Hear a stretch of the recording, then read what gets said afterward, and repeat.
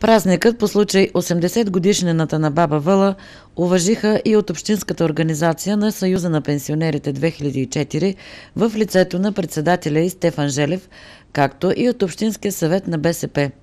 Теодор Ченешев прочете поздравителен адрес от името на местния лидер на БСП Димитър Ганчев и подари спален комплект. Микровълнова печка получи за юбилея си баба Въла от кмета Стоян Йорданов. Жените, с които пее даровитата жена, и подариха огромна книга с вицове, като не пропуснаха да се пошегуват, че едва ли има някой, който вече баба Въла да не е казвала. Уникална кутия за бижута бе подарена на рожденичката от британеца Лори Дигнам. Тя е моята майка тук, затова и подарявам тази ценна реликва, която се предава от поколение на поколение в моя род, била я на покойната ми майка в Англия. Сега я давам на българската ми майка, каза колоритният англичанин. Тортата бе с внушителни размери и фойерверки. Песните и танците огласиха клуба в селото с часове. Баба Въла е родена на 31 януари 1931 година в село Искра. Тя може да разсмее до сълзи хората с вицовете си, а в следващия момент да ги накара да настръхнат от песните й. Тя е роден комик, влиза с лекота във всяка роля, предизвиква аплодисменти и възхищение. На младини жанала с комбайн, после завършила не едно, а две висши образования и работила като директор дълги години. След пенсионирането си в Пловдив, където живяла и работила, се върнала в родното си село.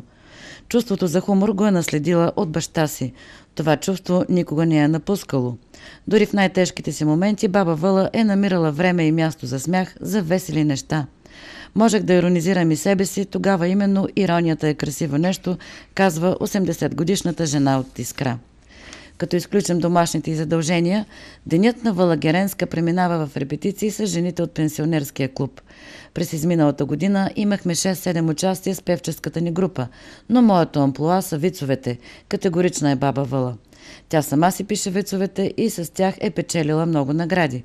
Към възрастните хора, към всички пенсионери, Въла Геренска препоръча следната рецепта за бавно остаряване. Годините ми са 80, не са много. 13 имам преди 9 септември, те са фашистки, не ги броя. 45 имам. Тоталитарни са, но се спомням с удоволствие за тях. Сега 21. Това са демокрация или галимация, не знам. Това е живота. С трудности, с неприятности, с много хора, които са имали лошо отношение, успяла съм да стигна до 80 години. Ето и равносметката на 80-те години, които Въла Геренска вчера навърши. Да не губят надежда, да не губят дух. Аз винаги съм била с много силен дух и съм вярвала в силите си и в себе си. Да гледат позитивно на живота, защото това е смисъла на живота.